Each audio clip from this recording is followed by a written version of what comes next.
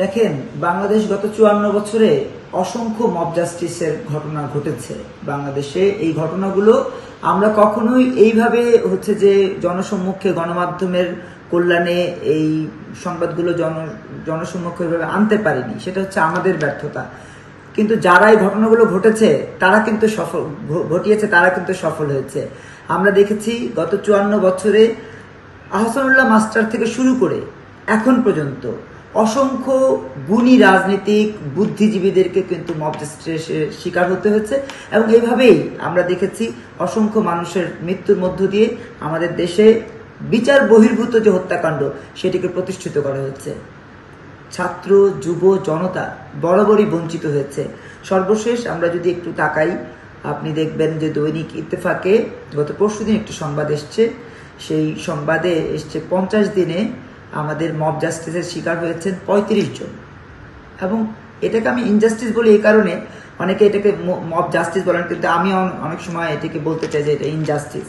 এই কারণে ইনজাস্টিস বলছি যে কোনোভাবে এটা কিন্তু বিচার নয়, বিচার বহির্ভূত। এই হত্যাকাণ্ডগুলোর মধ্য দিয়ে বাংলাদেশে প্রমাণ হচ্ছে যে আইনের সংস্কৃতি নেই। আইনের সংস্কৃতির বাইরে দাঁড়িয়ে আমরা শুধু বড় বড় কথা বলছি।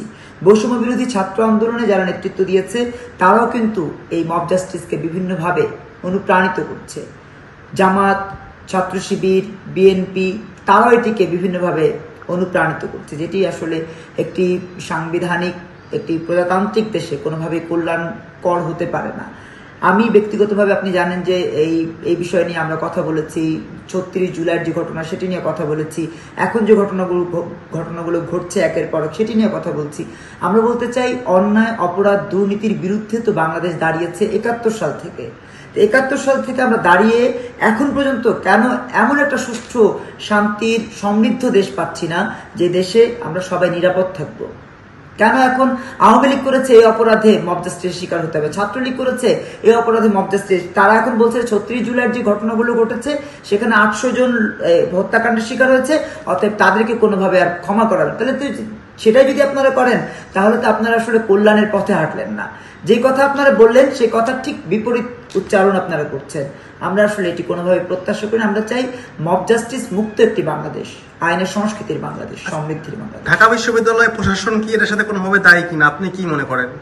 অবশ্যই দায়ী। ঢাকা বিশ্ববিদ্যালয় তো বরাবরই ব্যর্থ হয়েছে। ছাত্রলীগকে তারা আন্ডার কভার করতে ব্যর্থ হয়েছে, ছাত্র দলকে আন্ডার কভার করতে ব্যর্থ হয়েছে, ছাত্র শিবিরকে আন্ডার কভার করতে ব্যর্থ হয়েছে। সব জায়গায় তারা ব্যর্থতার পরিচয় দিয়েছে।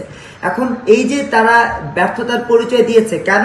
কারণ রাজনীতি তাদের ভেতরে বরাবরই ছিল। এখন যিনি ভিসি আছেন তিনিও রাজনীতির কোনো না কোনোভাবে পারপাস সার্ভ করছেন। অতীতে যারা ভিসি ছিলেন, আমাদের আরিফিন সিদ্দিক স্যার বলেন, আমাদের আখতারুজ্জামান স্যার বলেন, ফয়েজ স্যার বলেন, কেউই কিন্তু রাজনীতির বাইরে ছিলেন না।